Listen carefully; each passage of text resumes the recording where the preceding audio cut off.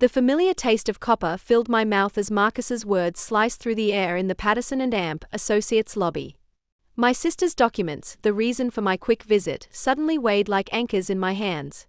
"Let me introduce you to what real attorneys look like, Valerie," he announced, gesturing grandly toward his clustered colleagues. "These professionals bill 2,000 hours annually and close major deals. The complete opposite of whatever you tap away at on your laptop in coffee shops." The temperature in the marble lobby seemed to rise 10 degrees as every eye turned toward me in my casual jeans and sweater.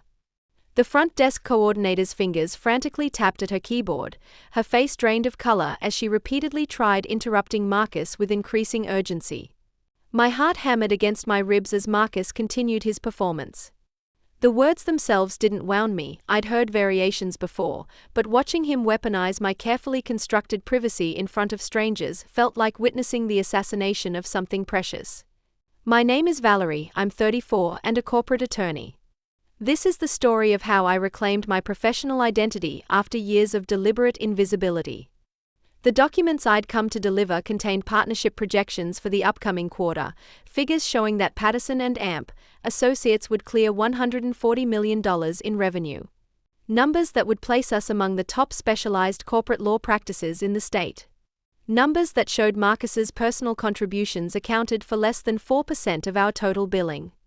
I'd spent 8 years cultivating this separation between my work and personal life.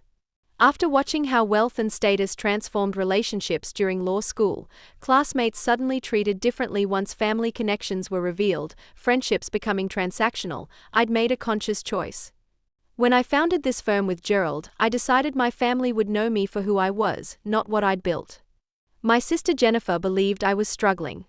She sent me grocery money, checked in about job prospects. And I let her, cherishing her genuine concern rather than the obligatory respect my position commanded from others. But Marcus had changed the dynamic when he married Jennifer 3 years ago. The casual comments began at family gatherings, little digs about stable employment, about professional appearance, about real careers. I'd nodded and smiled, letting each barb land and dissolve. What did it matter what he thought? My sister loved me unconditionally. Until today.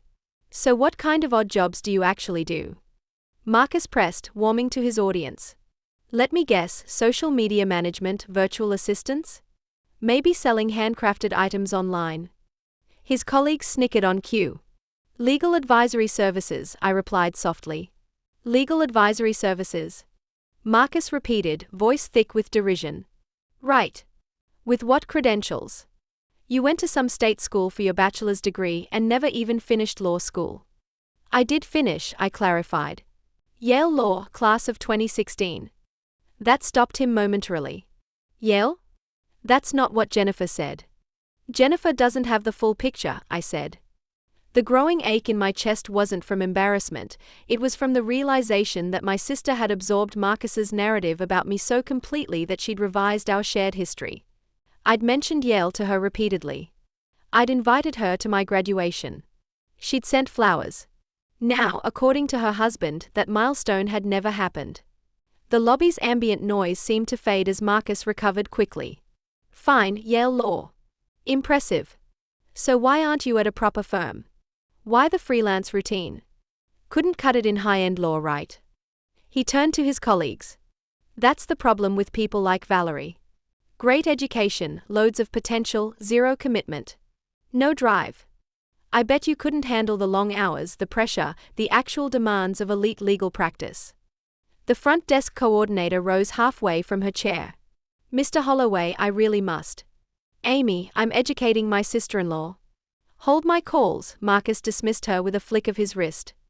He turned back to me, his expression softening into something worse than contempt, pity. "Tell you what, I'm feeling generous. I'll talk to HR. Maybe we can get you some document review work. Temporary position, not glamorous, but at least you'd be contributing something to society instead of pretending to be productive in coffee shops."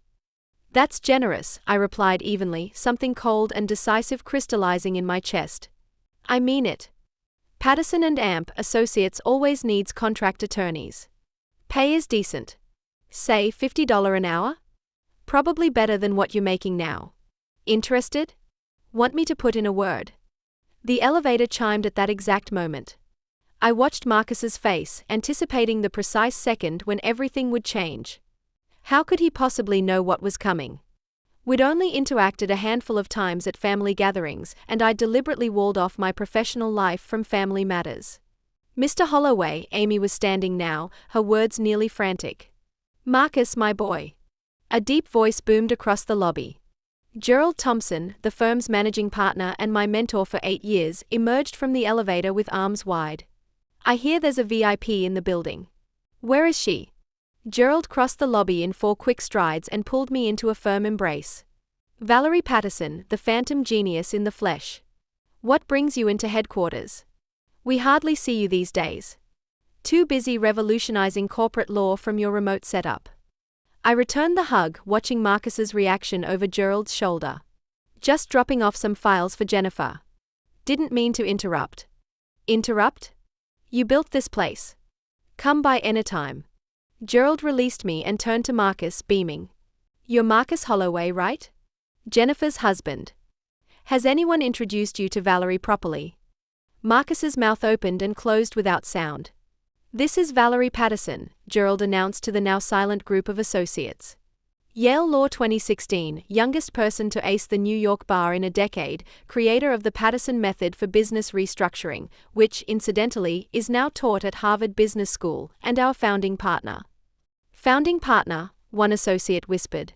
8 years ago, fresh out of Yale, Valerie came to me with a revolutionary approach to corporate law, Gerald continued, oblivious to Marcus's growing horror.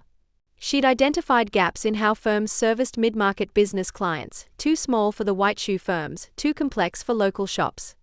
Gerald Thompson, the firm's managing partner and my mentor for 8 years, emerged from the elevator with arms wide. I hear there's a VIP in the building. Where is she? Gerald crossed the lobby in 4 quick strides and pulled me into a firm embrace. Valerie Patterson, the phantom genius in the flesh. What brings you into headquarters? We hardly see you these days. Too busy revolutionizing corporate law from your remote setup.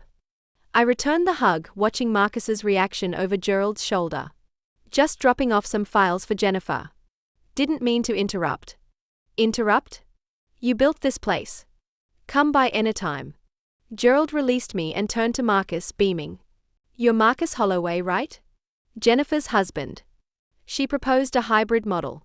Elite-level expertise at boutique rates.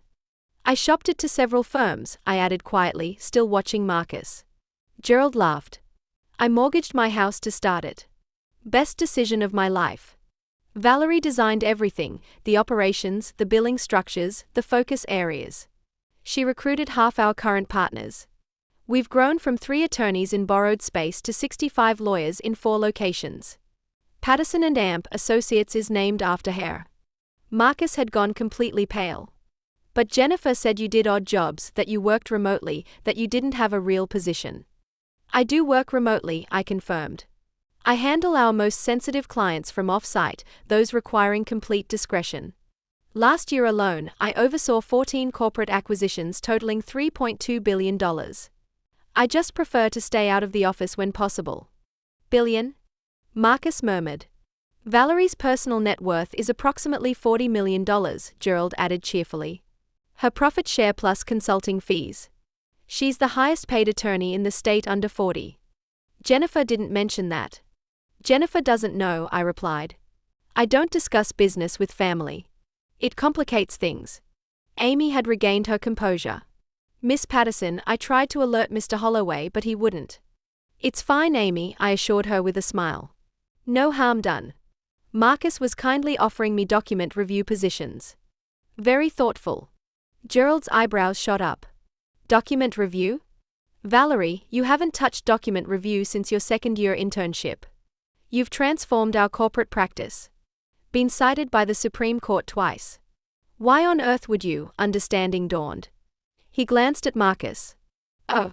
Marcus stared fixedly at the reception wall where a large photograph, one I'd oddly overlooked before, was mounted. It showed the original partners at our launch event 8 years earlier. Gerald, myself, and 2 others. My name etched on the plaque below, Valerie Patterson, founding partner. I had no idea, Marcus said faintly. Jennifer never said. I thought you were unemployed. She implied you were struggling. I'm not struggling, I stated simply. I just don't advertise my achievements. Different priorities, I suppose. One associate, a quiet young woman who'd remained silent until now, stepped forward. Miss Patterson, I applied your acquisition template to the Henderson case last month. Brilliant strategy. Saved the client $4 million in restructuring costs. Well done, I replied. Solid work on Henderson. I reviewed your filing. Very thorough. She looked ready to cry with joy. Marcus looked ready to vomit. Valerie, Gerald ventured cautiously. Is there something I should address here? You seem tense. Not at all. Just delivering Jennifer's documents. I handed them to Amy. Please make sure she gets these. I turned to leave, but Marcus's voice stopped me. Valerie, wait. I'm sorry. I had no idea who you were. I never meant to offend, mock your profession, suggest document review at your own firm. I turned slowly. Marcus, you didn't offend me. You revealed yourself. A person who judges others by appearances. Who equates unemployment with worthlessness. Who believes success must look a certain way. I was joking, he pleaded. Just family teasing. I wasn't serious. You meant every word, I cut in. You intended to humiliate me in front of your colleagues. Assert dominance. Show off. It's fine. I've dealt with people like you my entire career. The difference is most don't do it on my turf. Gerald was now frowning. Marcus, your partner evaluation is next month, isn't it? Marcus paled further. Yes, sir. We'll discuss this. Partner status here requires more than billable hours.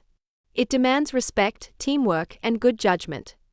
This, he gestured vaguely at the space between us, shows extremely poor judgment. Gerald, it's fine, I interjected quickly. Marcus made a mistake. We all make mistakes. You're too kind, Valerie. Always have been, Gerald eyed Marcus. But correct. Mistakes happen. The key is learning from them.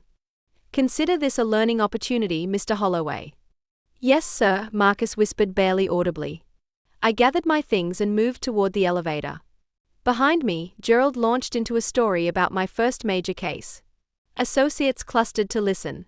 Marcus remained alone by the desk, staring into space.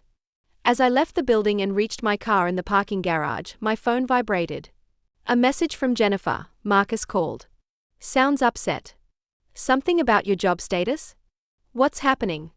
I stared at the text for a long moment, then replied, long story. Let's talk. Lunch free. Always for you. Noon at Luigi's. Perfect. I drove downtown, found parking near Luigi's, and arrived a few minutes before noon.